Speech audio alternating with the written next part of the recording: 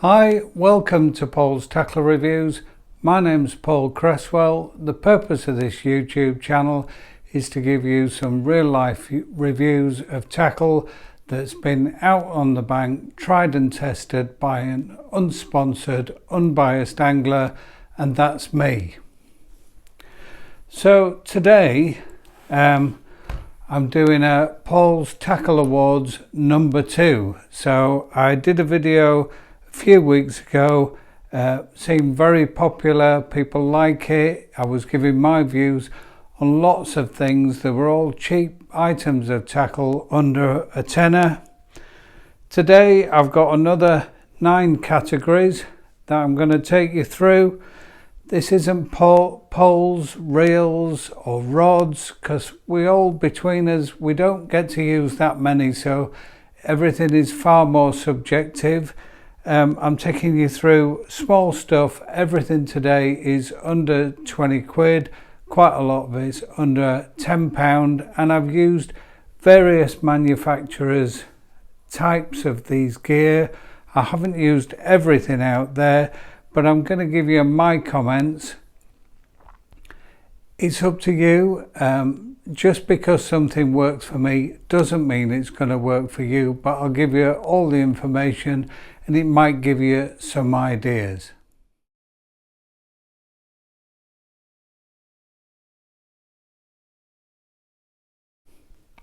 The first award is Best Plummets, and I'm going to put lots of pictures up here, which is why I stand slightly to this side, because you'll need close-ups to see these. But the winner for the best plummets for me is the Guru plummets, and like I say, there'll be a photo there. What do you want from a plummet? And most places we fish are really silty now, so you want a good flat base to them, a nice wide base.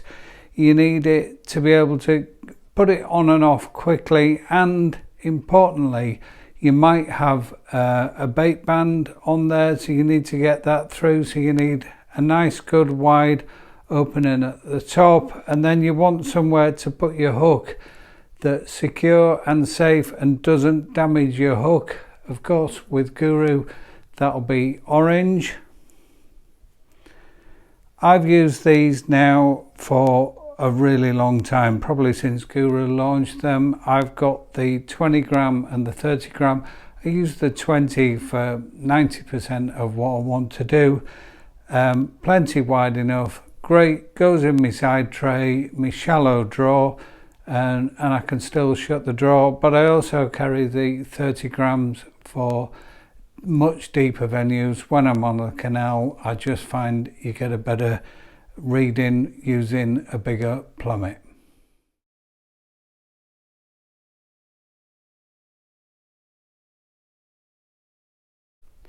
The next award is for the best pole pots. Now, pole pots do a lot of different things for us, and we're going to have a lot of different baits in there. We're going to have micros, we're going to have pellets, corn, meat, even ground bait in there. And I really couldn't just come down to one pot for doing everything that I want. So if I'm fishing 4, 6, 8 mil pellets, potting in a few of them and then fishing over the top, or meat or corn, I tend to use these, which are the matrix pots. They have a collar that can be removed to make them smaller. I just leave it on tall. I like the tall because then when you're shipping out, you don't get any spillages, and you can put a little cap on to help that through. These are great when I'm doing that. I have tried using these with their adapter for doing micros, and I didn't really like it. And for micro pellets, I use the Preston ones in the small and the medium. So you can put these in, put your thumb on, give it a nice squeeze. You've got the micros, tip it in under the water. It's got lots of holes in it, and they will come out together in one nice little clump and go to the bottom. So I really like these for micros. I also think these are better when you've maybe got a few micros and you want to just tap a few in. and they've got various lids there. We've got the hexagonal one or the smaller round one, or if you've got half a dozen pellets and you just want to tap in one at a time, I find these are best. Like I say, if I'm putting pellets in on the pole and I'm tipping them all in, I do like the height of the matrix ones, and if you use these, they can tend to come out, they're not as high as the matrix ones and therefore not as secure. Both of these pellets nicely go onto your top kit. There's no damage. They've got nice little rubberized bits that ensure a secure hold. I've never lost one of these, and I've been using these for a long time.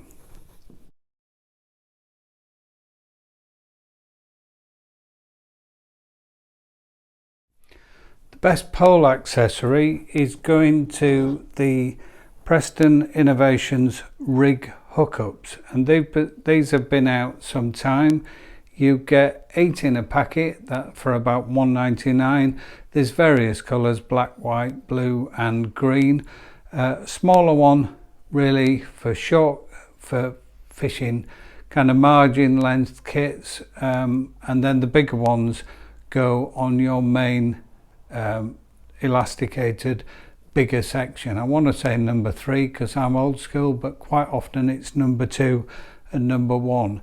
Nearly all of my kits have got both of these on each section of the pole, and there's 3 real benefits to these. The first one is I've got my rig on here, I've moved the hook up on my number 3 section to there, and then you will see there's hardly any elastic coming out the top.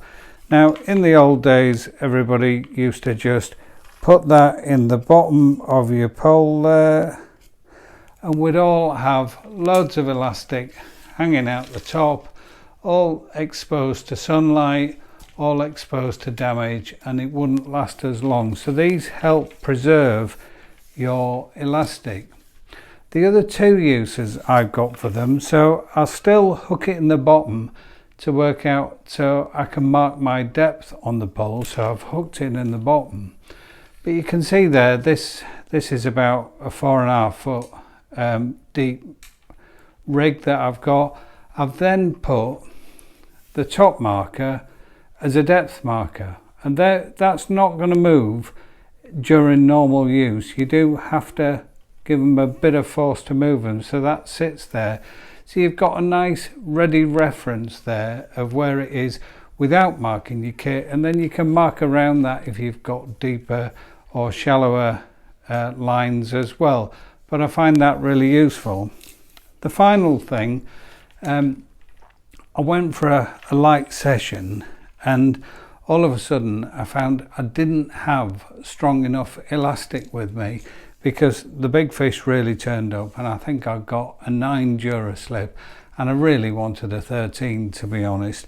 So what I did was I took the bead out of there and I pushed it under the rig hookup on my bigger section, so it was tight like that, and I could still strip the elastic from the puller kit, but the initial tension was bigger, and therefore it meant I was effectively fishing with a stronger elastic.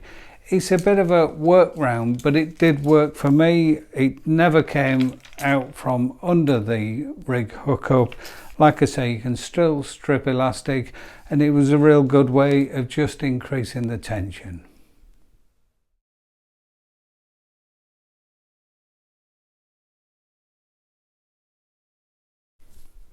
Next up, we've got the elastic aligners, and what I mean is something that goes in your number 3 section, so that when you fold your kit over, it protects the elastic and stops it getting damaged.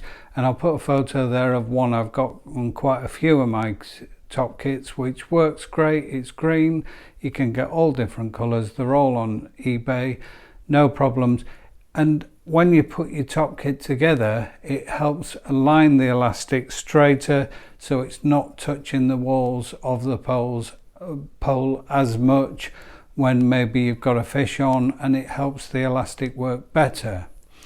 What I did find was a newish company called Cresta that you might have heard of have produced something, and I will put a close-up here because you'll never see it, but it's a very small bush made of PTFE to go in the top of your number 3 section to do the same purpose.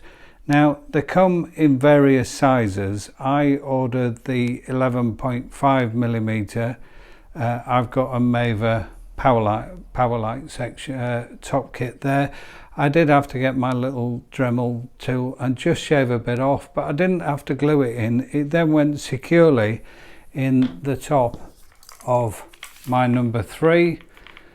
Bit of luck, this is the kit that's got it on. There we have it.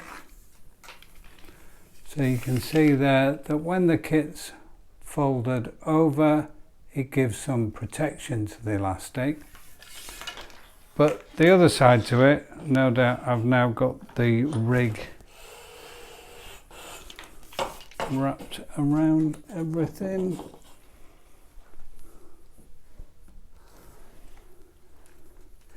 The other real advantage with these over other ones on the market, and I don't tend to leave rigs on my top kits very often, but during the summer I might have my dobbin rig ready elasticated, attached, and then what you will do is if you take that off and then put the line over the top there, you can see I've got the rig ready to go now. So the line has gone over the top of the plastic. It has a little U cut out to enable you to do that, and then I've got a rig ready to go. Just need to do that, take the line out of there, not get it caught in the camera, in the microphone lead, and there we are, I'm ready to go. So I think if I got a new pole, I'd fit these to all of them because I think the elastic protection's great, and it's just handy to occasionally leave a rig on when you're going somewhere and you don't know what you're going to do, or you've got a shortage of time to set up. You can have rigs ready to go on your top kits.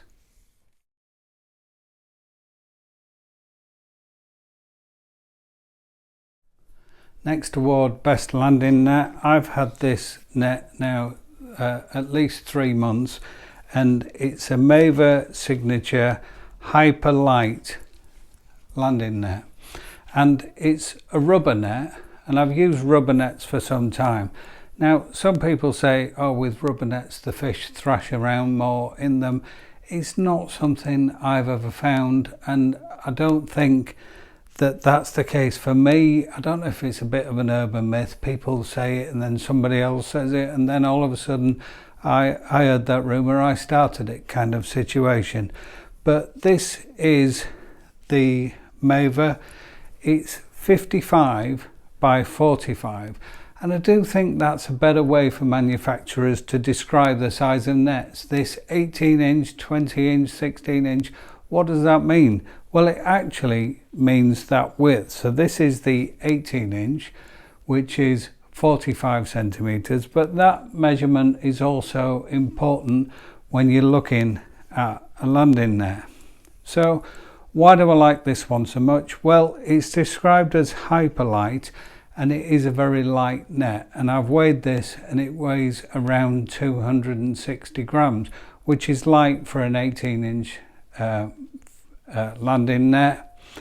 It's also got 6mm mesh within it, so it's quite a wide mesh, but what that means is that you can scoop fish better and it will go through the water quicker, and it is really noticeable. Now some people will say, oh well, what happens when a band goes through, or you get and that will snap off? Well, it hasn't happened to me so far, and I'll take that possible situation for the fact that I can scoop fish and land fish better with this net. I think when I watch the pros on the videos, they're always brilliant at netting fish, and this has certainly improved me at netting fish. I think it was $17.99. I had a Maver one before this, a rubber one, that weighed similar dimension, but it weighed 350 grams, I think it was.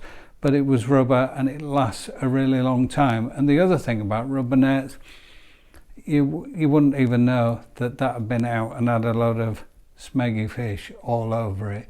You can't smell it, so it's great if you have to store things in the house as well.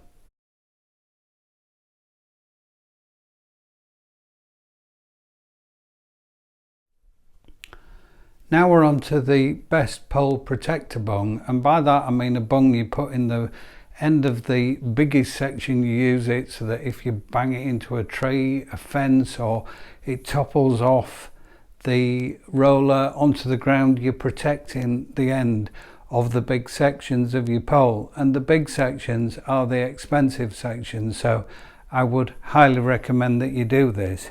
And the best one I've used, and I've used this one, and you'll probably tell by the photo, for absolutely years. And I don't even know who made it. I've got a feeling it was a Samo, but it might not be. And as you unscrew, so the sponge part gets smaller, that means it will go into smaller sections, but as you screw it into the butt of your section, it will expand and it will sit there tight. And I've never had this come off when I'm fishing, and it's a nice soft sponge. It won't damage your sections, so that's the best one for me. I use that all the time. Even when I'm fishing fairly short, I can kind of turn it down and get it inside a 6 or a 7 section.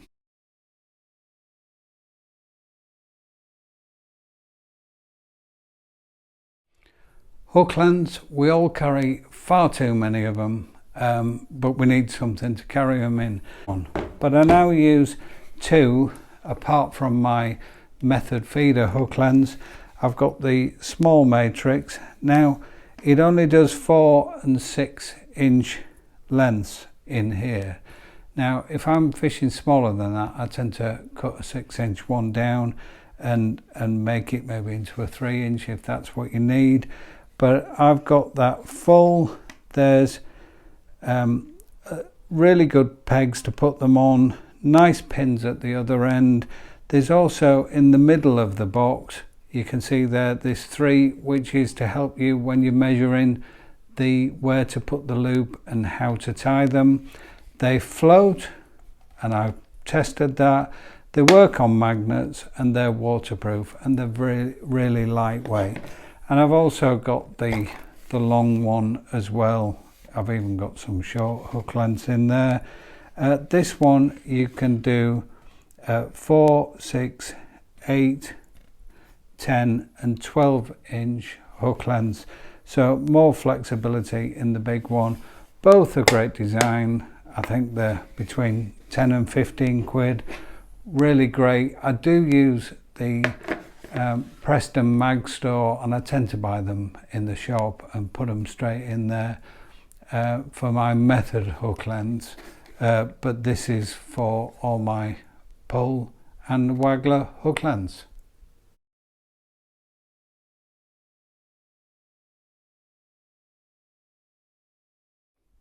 Pellet wagglers. Now I've bought a lot of these over the years, some great big see-through things, some with flights on them, some with discs on them, and I like some of them some of the time, but it never really was kind of one size fits all for me until Preston launched their new ones, and these have much long awaited, much publicized, and I did worry when they turned up they wouldn't live up to the hype, but these are absolutely my first choice now in 95% of my pellet waggler situations.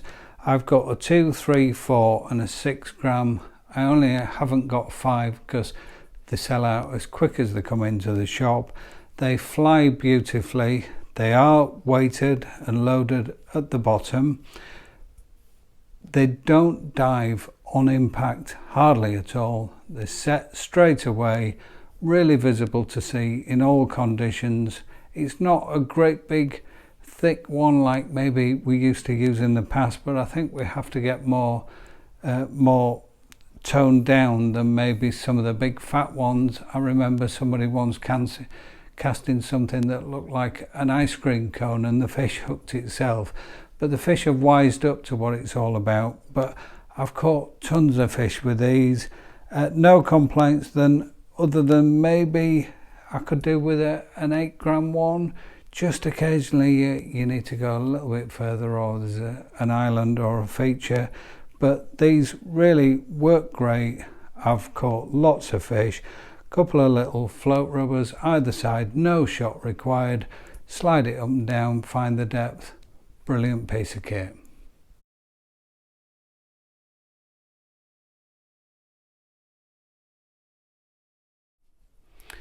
Final award, Chopworm scissors, Choppie scissors, and I've had a pair of these for a few years and they were kind of alright, but it never really worked that well. I've had smaller ones with 2 and 3 blades.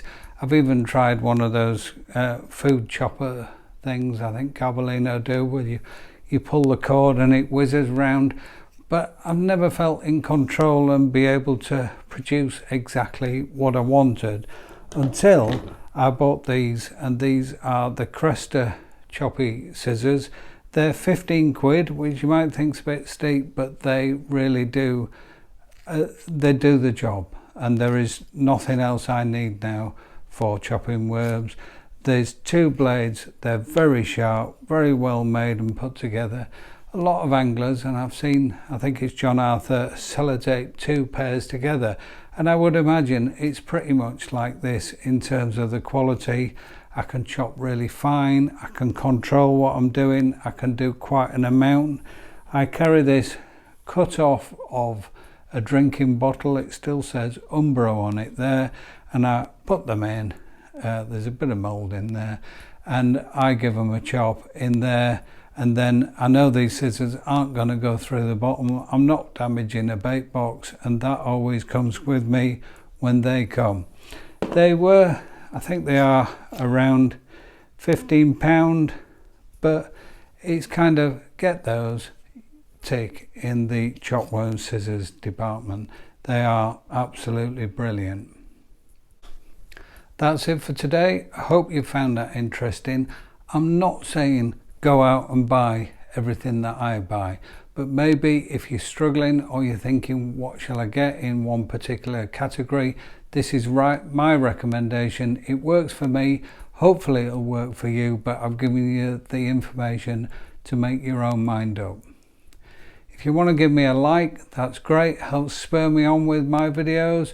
And if you want to subscribe, you'll join lots of other people. I've got well over 30 videos now on there, several thousand views on quite a few of the videos, and I've got some more in the pipeline coming as well.